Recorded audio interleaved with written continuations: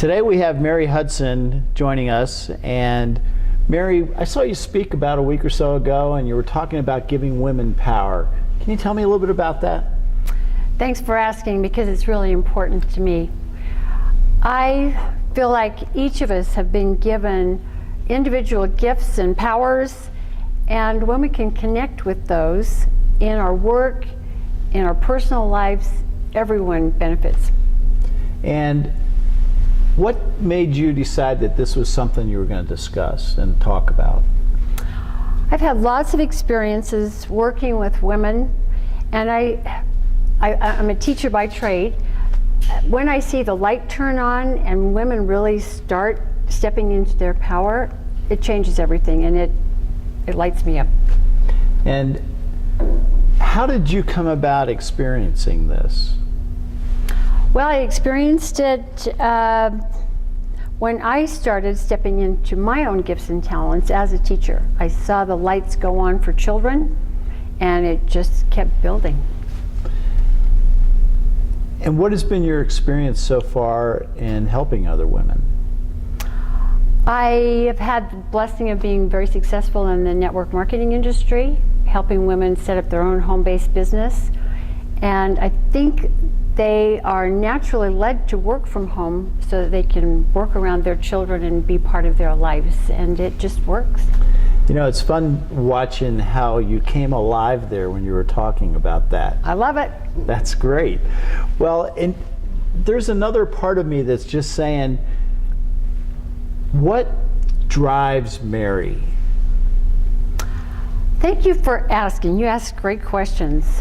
What drives me every morning is I have a new chance to be alive, and when I can connect to my intuition and my passion in life, I do a lot better than when I don't. So I try and get that connection early in the day. And what keeps you from having that connection then? It would seem, just looking at your expression again, that drives you. What keeps you from having that connection? And then from you, what keeps other women from having that connection? Again, you're getting to me.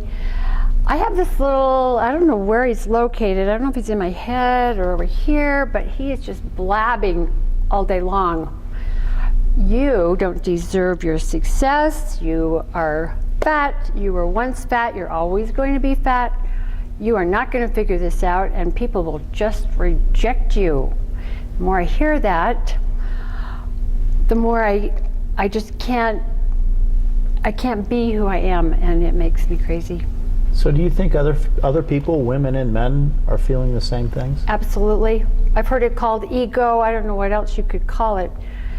It wouldn't be given a name if it wasn't really popular thing going on. So I know that it's out there, and I know it's trying to protect me, but I don't need that protection. So I try and say, thanks for sharing, now get out of my life. Do you think it might be called fear? Oh yeah. Fear, absolutely, can keep you small. It can keep you away from people, and it can definitely keep you away from who you really are in your heart. So give me two things that a woman or even a man can do to overcome that fear. I had an experience about 20 years ago of, I was suicidal at the time. I had spent time in the hospital for depression. They finally said, you know what, you need marriage counseling, you're out of here. So I moved to a new place that I hated, and I had a chance to work with a company called Success Motivation Institute, and they told me about affirmations, and they had me write down on a card. And the first affirmation I wrote was, I choose to live. That was the farthest thing from my mind at the time. I recorded them. I looked at myself in the mirror. And so in the morning, when all I wanted to do was put the sheets over my head, I put the sheets down. I turned on the old tape recorder and listened to those affirmations. And those have been very helpful. Do you continue doing them, or have you stopped for a period of time? Oh, do I have to tell the truth? Yes. I have stopped doing them, but getting to know you a little bit has reminded me that I have to have the inner courage because I deserve it and because the people around me deserve it. I have to remind myself who I am and to say it in a way that I really mean it and I can believe it. Merrie, thank you so much, because just those little things can make such a huge difference in other people's lives. And you've done a great job with us today, and I appreciate it. Thank you. Thank you so much. You rock. Hope we can do this again sometime. That'll be great.